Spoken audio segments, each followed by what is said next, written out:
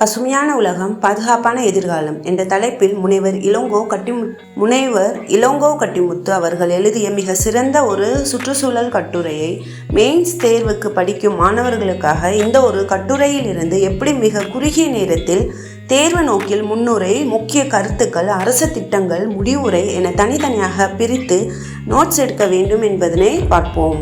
முன்னுரை. இயற்கையின் நிலை. மனிதன் அறிவியல் வளர்ச்சியால் விண்வெளியை அடைந்தாலும் அவன் வாழும் பூமியின் சுற்றுச்சூழல் நாளுக்கு நாள் பாதிக்கப்பட்டு வருகிறது. காடுகள் அழிப்பு, நதிகள் மாசடைதல், காற்று நச்சுத்தன்மையாவது ஆகியவற்றால் உயிரினங்கள் அழிவின் விளிம்பில் உள்ளன. உலக சுற்றுச்சூழல் தினம் இத்தகைய ஆபத்தான நிலையை உணர்த்தும் சுற்றுச்சூழல் பாதுகாப்பின் அவசியத்தை வலியுறுத்தவும் ஆண்டுதோறும் ஜூன் 5ஆம் தேதி உலக சுற்றுச்சூழல் விழிப்புணர்வு தினம் கடைபிடிக்கப்படுகிறது. சுற்றுச்சூழல் பாதிப்புகள் மற்றும் அவற்றின் சவால்கள் பற்றி பார்ப்போம். மாசுபாடும் உடல் நலமும். காற்று மாசுபடுவதால் ஆஸ்துமா, நுரையீரல் நோய் போன்ற உடல்நல பிரச்சனைகள் ஏற்படுகின்றன. ஆறுகள், குளங்களில் தொழிற்சாலை கழிவுகள் மற்றும் நெகிழி கலப்பதால் குடிநீர் தட்டுப்பாடு அதிகரிக்கிறது. பருவநிலை மாற்றம். மரங்கள் வெட்டப்படுவதால் மழை குறைந்து வறட்சி மற்றும் புவி வெப்பமயமாதல் ஏற்படுகிறது.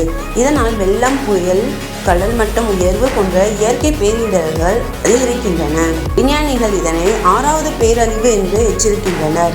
நெகிழி சவால். ஒருமுறை பயன்படுத்தப்படும் நெகிழி பொருட்கள் மண்ணையும் நீரையும் கெடுத்து பல உயிரினங்களின் இறப்பிற்கு காரணமாகின்றன. சுற்றுச்சூழல் பாதுகாப்பான இந்திய அரசின் திட்டங்கள். இந்தியாவில் சுற்றுச்சூழலை பாதுகாக்க பல்வேறு திட்டங்கள் செயல்படுத்தப்பட்டு வருகின்றன. ஸ்வச் பாரத் திட்டம், கிளீன் இந்தியா மிஷன், தூய்மையை பேணவும் கழிவு மேலாண்மைக்காகவும், நெகிழி தடுப்பு நடவடிக்கைகள், ஒருமுறை பயன்படுத்தப்படும் பிளாஸ்டிக்கிற்கு தடை விதித்தல், நதி சுத்திகரிப்பு திட்டங்கள், நீர்நிலைகளை பாதுகாத்தல், பசுமை ஆற்றல் ஊக்குவிப்பு, சூரிய ஆற்றல் மற்றும் காற்றாலை மின்சாரம் போன்ற புதுப்பிக்கத்தக்க ஆற்றல் துறைகளில் இந்தியா முன்னேற்றம் கண்டு வருகிறது. மாணவர் விழிப்புணர்வு. பள்ளி கல்லூரிகளில் சுற்றுச்சூழல் அமைப்புகள், இக்கோ கிளப்ஸ் தொடங்கப்பட்டு விழிப்புணர்வு ஏற்படுத்தப்படுகிறது. சுற்றுச்சூழல் சமநிலை.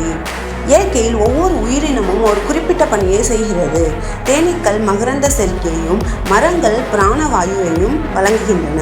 நுண்ணுயிரிகள் மண்ணை வளப்படுத்துகின்றன.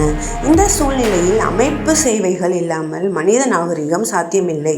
2026ஆம் ஆண்டுக்கான உலக சுற்றுச்சூழல் தின கருப்பொருள் இயற்கையால் உத்வேகம் பெற்று பருவநிலையை மேம்படுத்துவோம் என்பதுதான் 2026ஆம் ஆண்டுக்கான கருப்பொருள். இதன் நோக்கம் சுற்றுச்சூழல் மறுசீரமைப்பு மற்றும் நிலையான நடைமுறைகள் மூலம் பருவநிலை மாற்றத்தின் தாக்கங்களை தணிப்பது, பல்லுயிரியலை பாதுகாப்பது, நெகிழியற்ற நிலையான எதிர்காலத்தை உருவாக்குவது ஆகும். முடிவுரை. பூமி நமக்கு சொந்தமானதல்ல, அது நம் எதிர்கால தலைமுறையிடமிருந்து நாம் வாங்கிய கடன். எனவே பூமியை பாதுகாப்பது ஒவ்வொரு தனி மனிதனின் பொறுப்பாகும். அரசு மட்டும் முயற்சி செய்தால் போதாது, மக்கள் ஒவ்வொருவரும் தங்களது வாழ்க்கை முறையில் மாற்றத்தை கொண்டு வர வேண்டும். கூட்டு பொறுப்பை ஏற்றுக்கொண்டு மரங்களை வளர்த்து எதிர்கால தலைமுறைக்கு ஒரு நேர்மையான மரபை விட்டு சொல்வோம்.